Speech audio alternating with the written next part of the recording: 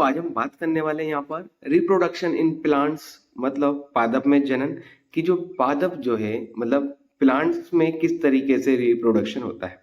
Okay, कि जो पौधे हैं किस तरीके से उगते हैं, एक नया पौधा किस तरीके से उत्पन्न होता है, इन सब का अध्ययन आज हम करने वाले हैं। तो यहाँ पर आज हम बात करेंगे modes of production. Okay, reproduction की बात करेंगे यहाँ पर। यहाँ पर इसकी कुछ विधियां हैं, उनका अध्ययन करने वाले हैं हम, मतलब उनके बारे में जानकारी लेने वाले हैं।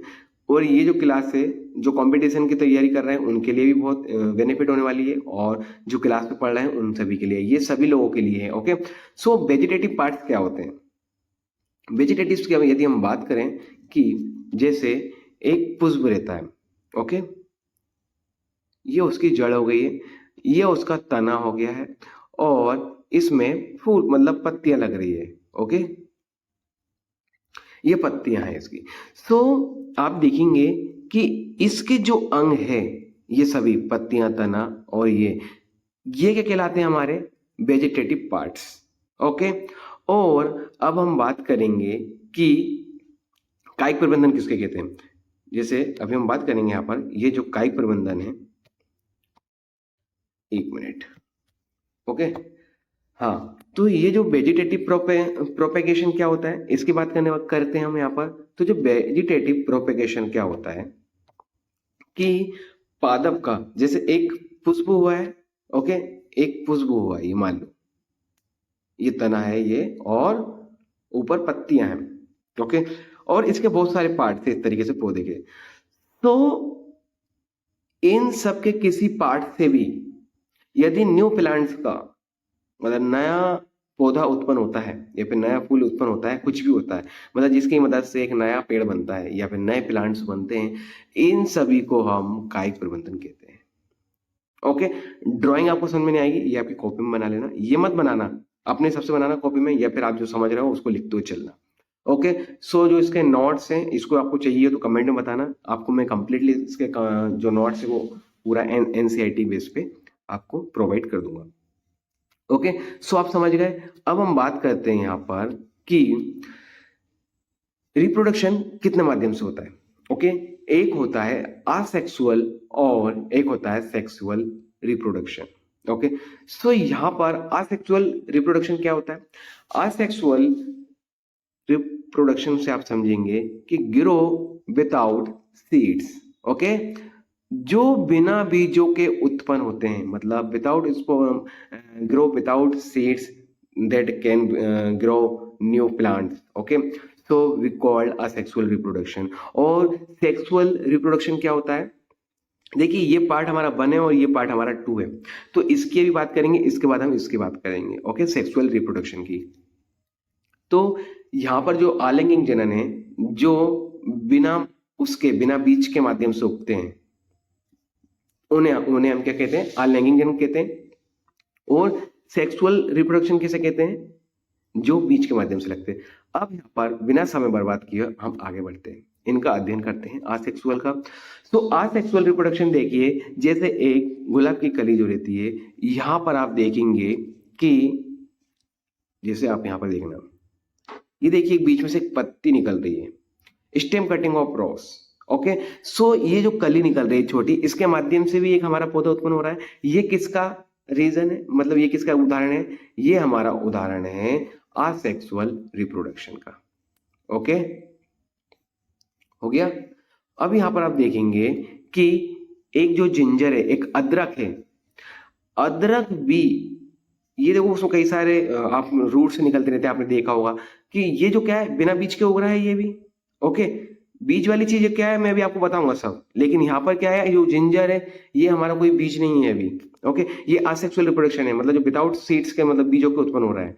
ओके, ये हमारा क्या है, एक इसका भी असेक्सुअल रिप्रोडक्शन का एग्जाम्पल है, लिख लेंगे आप देखेंगे बायोफिल्म की जो पत्तियां रहती है, उसमें भी आप देखेंगे कि न्यू प्लांट्स ये पत्तियों पे लगते हैं। ओके, अब हम थोड़ा सा आगे बढ़ते हैं यहाँ पर, और असेक्सुअल रिप्रोडक्शन में हम बात करेंगे यहाँ पर बर्डिंग और फ्रेगमेंटेशन क्या होता है। ओके, यहाँ पर देखिए जो बर्डिंग रहता है, मुकुलन, जिसको हम हिंदी में कहते हैं। ओके, देखिए यहाँ पर जो मुकुलन है, इसको कैसे जानेंगे आप। मुकुलन का सिंपल सा उदाहरण है, कि आप जब ब्रेड घर में ब्रेड आप जानते होंगे, जो ब्रेड रहती है वो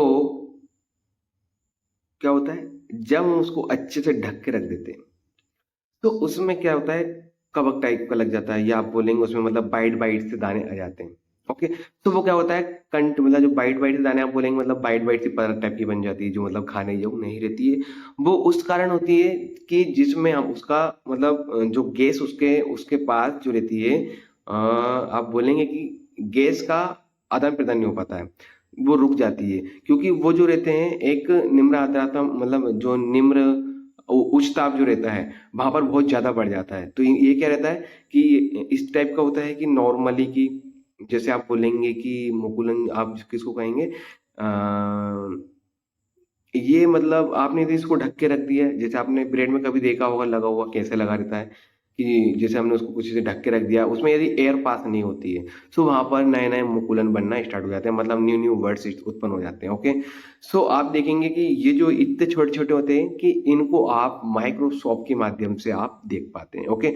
आप देखेंगे कि ये कुछ ही सेकंडों में या फिर कुछ ही मिनटों में इतने हो जाते हैं कि जिनकी आप गिनती भी नहीं कर पाते। ओके। ये देखिए पहले यहाँ पर मदर सेल बना है उसके बाद डेवलपिंग बर्ड उसके बाद फिर ये देखिए फिर ये इस तरीके से डॉटर बर्ड तो ये इस तरीके से मतलब जो मुकुलन है वो बनता जाता है। तो ये जो है हमारी मुकुलन विधि कहलाती है कि एक पहले एक ईस्ट लगा उससे या बोलेंगे एक कीट लगा उसके बाद फिर नए नए नए नए बनते जाते उसकी जो परतें हैं वो बढ़ती जाती है। तो इसको क्या कहते हैं हम बडिंग कहते हैं मतलब मुकुलन कहते हैं। ओके। अब आप फ्रेगमेंटेशन को जानेंगे कि फ्रेगमेंटेशन क्या होती है। फ्रेगमेंटेशन क्या होता है कि जहां पर पानी रुका रहता है जैसे आप नदियों में देखा होगा कि जो बहने वाला भी पानी रहता है और बहुत सी जगह रुका हुआ पानी रहता है तो वहां पर क्या रहता है कि कुछ प्रोटीन्स भी रहते हैं। ओके। सो मतलब कुछ आप जीवाश्म जिसको बोल सकते हैं। तो वहां पर रुके हुए पानी में क्या होता है कि जो रुके हुए पानी के कारण वहां पर क्या होते हैं कीट आप बोलेंगे हिंदी में जैसे हमारे यहाँ पर कची बोलते हैं इसको। ओके। हमारी भाषा में कची बोलते हैं। तो जो हरे हरे शैवाल बन जाते हैं उसको फ्रेगमेंटेशन कहते हैं। ओके। सो यहाँ पर आप देखिए ये यहाँ पर न्यूक्लियस है ये अलग अलग पार्ट्स में भी हो जाता है डिवाइड हो जाता है कोई इसमें वो नहीं है ऑटोमेटिक हो जाता है ये। ओके। इस तरीके से ये खंडन हो जाता है तो ये क्या कहलाता है हमारा फ्रेगमेंटेशन कहता है। बिल्कुल इसी लैंग्वेज में बता रहा हूँ और घबराने वाली कोई बात नहीं है। ओके।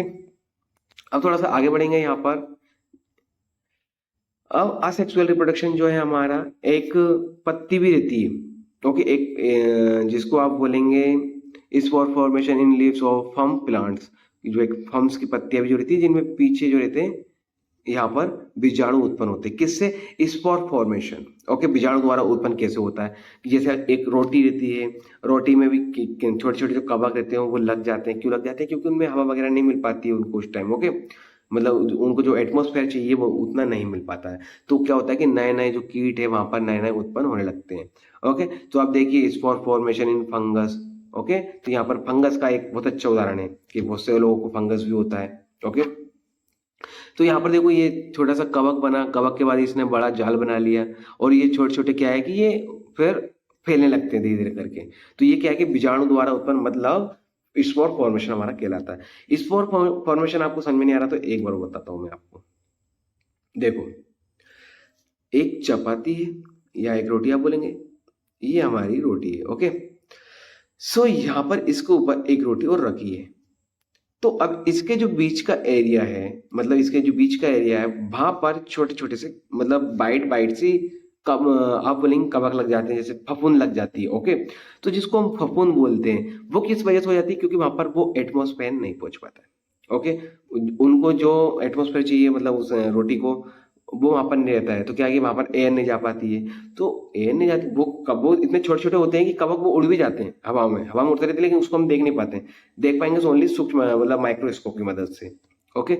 सो जो इसकी जो अपसेंट के कारण की मतलब जो एयर जो थी एबसेंट थी मतलब वहां पर जा नहीं पाई है उस कारण क्या है कि अंदर सफेद सफेद मतलब बाइट बाइट से कवक या फिर फफूंद लग जाते हैं तो उसको हम क्या कहते हैं बीजाणु उत्पन्न करने की प्रक्रिया को हम उसको कहते हैं। अभी हम यहाँ पर बात करेंगे सेक्सुअल रिप्रोडक्शन की। सेक्सुअल रिप्रोडक्शन क्या होता है इसकी हम बात करेंगे। ओके। सो यहाँ पर आप देखिए मैं आपको क्या बता रहा हूँ वो ध्यान देना कि जो पुंकेसर है पुंकेसर। ओके। पार्ट्स ऑफ स्टेमेन कि जो पार्ट्स ऑफ स्टेमन है ये हमेशा मेल रिप्रोडक्टिव करता है। ओके, ये मेल रिप्रोडक्टिव पार्ट्स है। ओके, हिंदी में भी लिखा है पुंकेसर जन नरन होते हैं। देखिए यहाँ पर मैं बता देता हूँ आपको, हिंदी और इंग्लिश मीडियम वाले बच्चों को, कि आप अपने आप को कॉम्प्रोमाइज करते हुए चलना। लेकिन यदि आप मुझे कमेंट सेक्शन में बताएंगे कि आपको हिंदी में चाहिए वीडियो या फिर इंग्लिश में चाहिए, तो मैं उस तरीके से लाऊंगा। लेकिन यहाँ पर क्या है कि मैं दोनों बच्चों को कवर करते हुए चल रहा हूँ, इसलिए दोनों लैंग्वेज का यूज कर रहा हूँ। ओके, तो यहाँ पर जो स्टीमन्स होते हैं, देखिए एक फूल रहता है, मैं आपको भी बताऊंगा, अभी आगे फूल आएगा उसको मैं आपको बताऊंगा वहां पर, ठीक है। या फिर अभी बता ही देता हूं मैं यहाँ पर कि ये जो एक पौधा रहता है, मैं पौधा मुझे तो आता नहीं बनाना मैं, लेकिन कोशिश करूंगा बनाने की। ये पौधा रहता है फूल गुलाब का, ऐसा बोलेंगे, ये बन गया, ठीक है। यहाँ पर इसकी जो क्या है कि यहाँ पर ये, ठीक है, ये पुष्पासन रहता है, इसको पुष्पासन इसको बोलते हैं शायद, या आसन। सो यहाँ पे जो गोल्डन रंग का पेड़ देखा होगा आपने, वहां पर छोटी छोटी जो छोटी छोटी कली रहती है वो ऊपर निकल के जाती है। ओके, इसमें अलग ही फूल लगे रहते हैं। तो यहाँ पर फूल मतलब छोटे छोटे बिल्कुल। ओके, सो यहाँ पर आप देखेंगे कि ये जो पार्ट्स है फूल को ऊपर का, ओके, मतलब फूल के बाजू में जो पतली पतली कलियां टाइप की निकल के जाती, कलियां बोलेंगे या फिर आप तंतु आप बोलेंगे जिसको, बिल्कुल एक लाइनिंग धागे की तरह ऊपर जो जाती है, जाके ऊपर मुड़ जाती है हल्की सी। सो उसको हम क्या कहते हैं, पुंकेसर कहते हैं। अब देखिए, अभी आप यहाँ पर समझ लीजिए पिस्टिल कैसे कहते हैं। पिस्टिल इसके जो नीचे का भाग रहता है, ओके, ये हमारा पिस्टिल कहलाता है। इसमें हमारा बीजांड भी होता है, जो हमें मादा उत्पन्न करने में, मतलब मादा जो है उसको उत्पन्न करने में मदद करता है। ओके, सो अभी आप हम आगे बढ़ते हैं। यहाँ पर समझ लिया, जो एक जो उसका पार्ट था ये हमारा क्या था, पार्ट्स ऑफ इंस्ट्रूमेंट था। ये हमेशा, ये जो है वो नर ही रिप्रोडक्टिव करते हैं। ओके, तो आप देख लीजिए, ये तंतु है इसका, इसको इंग्लिश में फिलामेंट कहते हैं, ये आपको अब समझना है, ये इसका परागकोश है। ओके, अब पिस्टिल का स्ट्रक्चर देख लीजिए। अब देखिए ये जो है ना, ये पार्ट्स ऑफ स्टीमन, ये जैसे अब मैं यहाँ बता रहा हूँ आपको, ये यहाँ पर पत्तियां लगी हुई हैं गुलाब की, ठीक है। अब देखो यहाँ से ये जो छोटी सी कली बन के जाती है ना एक, जिसको आप बोलेंगे कि एक छोटा सा तंतु ये निकल के जाता है और ये सब मुड़ा रहता है हल्का सा, ठीक है। तो ये हमारा पुंकेसर है और ये हमारा क्या है, पिस्टिल है। ओके, या फिर स्त्री केसर है, ये बीजांड है। और यहाँ पर देखिए ओवेरी है, अंडाशय है, वर्तिका है, ये इसको स्टिग्मा बोलते हैं, वर्तिकाग्र बोलते हैं। और इसको जो है नीचे वाला पार्ट, इसको ये फूल बता दिया मैंने आपको पूरा। ओके, फ्लावर्स बता दिया आपको। तो ये जो बीजांड है यहाँ पर ओनली ज्यादातर नर और मादा दोनों हो सकते हैं। अभी हम आगे चलते हैं, थोड़ा बात करते हैं इसकी डिटेल की, कि जो पॉलिनेशन होते हैं वो क्या होते हैं।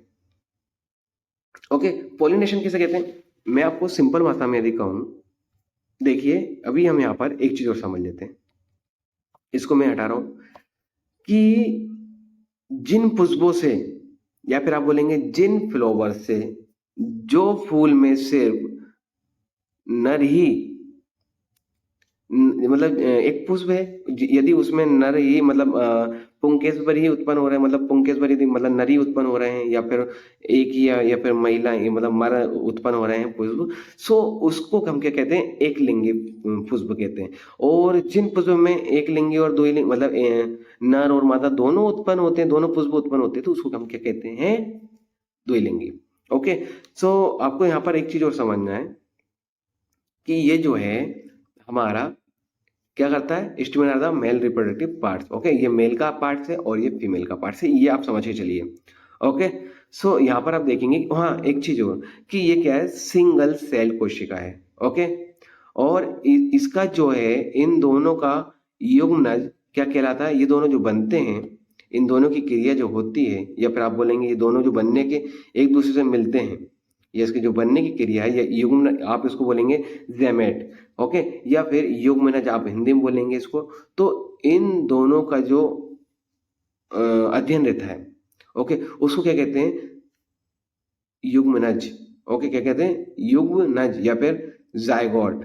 ओके, जायगोट, ये इसका इंग्लिश है। ओके, समझ गए हो।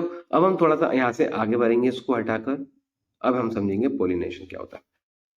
देखिए पोलिनेशन का सिंपल सा फंडा है, कि ये जो ये जो तंतु था, छोटा छोटा सा जो स्त्री केसर था, इसके ऊपर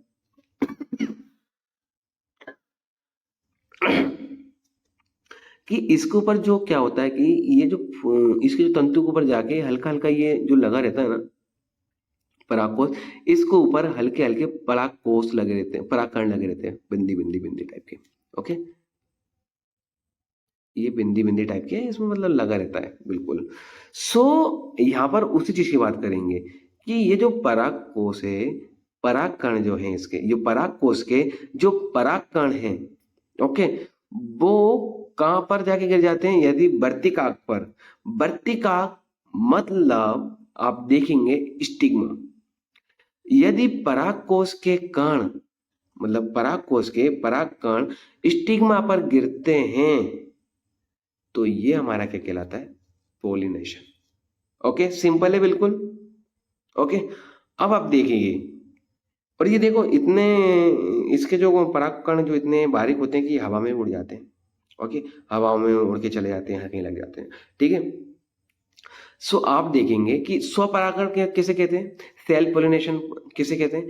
सेल्फ पोलिनेशन उसे कहते हैं यदि इस पुष्प का परागकोश से परागकण यदि उसी के वर्तिकाक पर गिरते हैं तो उसको क्या कहते हैं हम? Self pollination. और यदि इसके परागकोश के परागकण यदि मधुमक्खी के माध्यम से या फिर बहुत सारे जो कीट रहते हैं वो दूसरे पुष्प को वर्तिकाक पर ले जाकर गिरा देते हैं तो उसको क्या कहते हैं? वहां पर जो पुष्प उगते हैं उनको क्या कहते हैं? पर परागण। सिंपल है, कोई डाउट नहीं है। अब थोड़ा सा आगे बढ़ते हैं। अब हम बात करते हैं फर्टिलाइजेशन। देखिए फर्टिलाइजेशन कुछ भी नहीं है, डायग्राम आप समझ लीजिए इसको। ओके, ये परागकण है, जिसको आप बोलेंगे कि जो नर और मादा का दोनों का अध्ययन जिसमें हम करते हैं उसको हम फर्टिलाइजेशन कहते हैं। युग्मनज, जो युग्मनज बने हैं उनका। ओके, ये देखिए युग्मनज का किस तरीके से निर्माण हो रहा है। यहाँ पर अंडकोशिके है ये इसके पुष्प की। ओके, युग्मनज निषेचन कुछ नहीं है, सिंपल सा है बिल्कुल। ओके, तो इसकी मैं आपको डेफिनेशन बता रहा हूं, आपको लिखना है वो क्या है, वो आप लिखिए यहाँ पर। तो आपको लिखना है कि जो नर और मादा के युग्मनज जो रहते हैं उनका जो प्रक्रम बनना या फिर उस प्रक्रिया को हम क्या कहते हैं? निषेचन मतलब फर्टिलाइजेशन कहते हैं। देन सीड्स फॉर्मेशन को जानेंगे कि किस तरीके से होता है फल और बीज का विकास, मतलब फलों में किस तरीके से होता है, एप्पल में आप जैसे बोलेंगे। देखिए यहाँ पर इसका जो भ्रूण रहता है इसके माध्यम से ही न्यू फॉर्मेशन बनता है। ओके, जैसे एप्पल का पेड़ लगाने के लिए आपको एक बीज का उत्पन्न करना ही, मतलब ये बीज को लगाना ही पड़ेगा। ओके, सो आप देखेंगे यहाँ पर हम किसकी बात कर रहे हैं? सेक्सुअल रिप्रोडक्शन की। तो सेक्सुअल रिप्रोडक्शन क्या होता है? जिसमें हम बीजों से नए पौधे उत्पन्न करते हैं। तो यहाँ पर ये बीज है, ये जो बीज है तो इसका क्या है? ये हमारा फल और बीज का विकास कहलाता है या फिर फ्रूट्स एंड सीड फॉर्मेशन कहलाता है, जो बीजों के माध्यम से उत्पन्न होता है।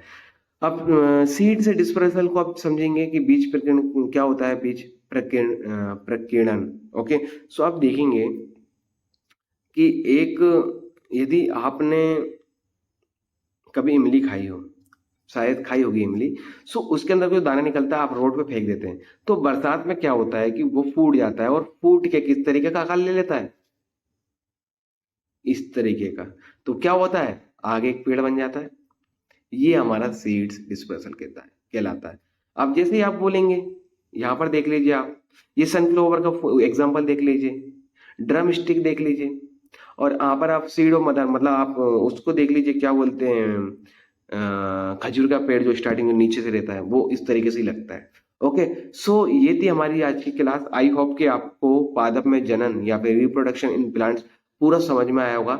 और अब हम नेक्स्ट वीडियो में सोच रहे हैं कि आप कमेंट करके बताएं कि कौन सा टॉपिक लाना है, तो उसके हिसाब से हम बात करेंगे। ओके, सो मिलते हैं एक नेक्स्ट वीडियो में। अभी के लिए जय हिंद, जय भारत, वंदे मातरम।